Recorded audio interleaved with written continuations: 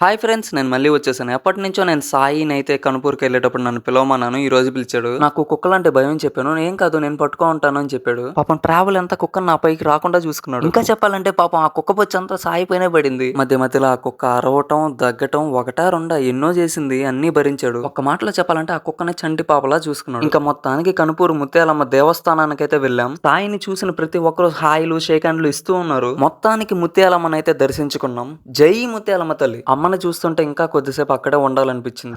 కానీ ఏం చేస్తాం, తొందరగా ఇంటికి వెళ్ళాలిగా. ఇంకా అమ్మకి వెళ్ళొస్తా అని చెప్పి ఇంటికి బయలుదేరాను. ఇంకా వెళ్ళేటప్పుడు సాయిని అమ్మవారు అలా అడిగాను, ఇలా ఇచ్చాడు. ఇంకపోతే మన గౌతమ్ సాయి వాళ్ళ తమ్ముడైన శ్యామ్ కి మోటివేషన్ డైలాగ్స్ చెప్పాడు. ఆ డైలాగ్స్ వింటే ఎవరైనా మోటివేట్ అవ్వాల్సిందే. మీకు కూడా తెలుసుకోవాలని ఉంటే కామెంట్ చేయండి. ఇంకా సరే అని ఇంటికి వెళ్తుంటే ఓరే నాయన ఏంది ఆ ముబ్బులో కిందనే ఉన్నాయి. ఇప్పుడు గాని వాన పడితే ఎలా ఉంటదబ్బా అనిపించింది. అప్పుడే వాన పడింది. అసలు ఆ వానకి ఏం కనబడట్లే. సడన్ గా బరిలో అడ్డం వచ్చేసామా ఒక్క సెకండ్. అప్పుడు అర్థమైన మా బండిని పెద్దలు స్లోగా ఎందుకు తోలమంటారు. ఇంకెలాగోలా ఊరికైతే వచ్చేసా. మన వాళ్ళు వానలో కుస్తీలు ఆడుతున్నారు మామ. ఇంకా అది మామ సంగత. ఈ వీడియో గనక మీకు నచ్చినట్టయితే లైక్, షేర్, ఫాలో చేయండి. నెక్స్ట్ వీడియోలో మళ్ళీ కలుద్దాం. బాయ్.